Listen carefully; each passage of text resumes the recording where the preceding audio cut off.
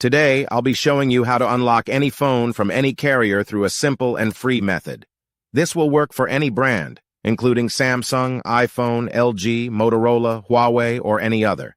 If you happen to have a carrier app installed on your phone, unlocking it will be even easier. After following the steps in this video, you won't need an unlock code. Instead, you'll simply wait for a message in the carrier app indicating that your phone has been unlocked. For iPhone users, just connect your device to Wi-Fi, and the unlock should activate.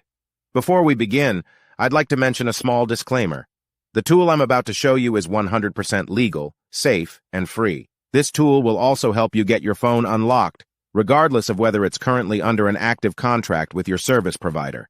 By the way, please be very careful with the spam comments left on this video. They are all from bots representing people who offer this service for a fee. We might be affecting their business since I'm showing you a free method to unlock your phone from carriers. Follow my exact steps from this video, and after that, you will have a phone that will work with any SIM card from any carrier in the world. With that said, let's start. All right, so grab your phone and insert an unsupported SIM card. That means a SIM card from a carrier other than your original one.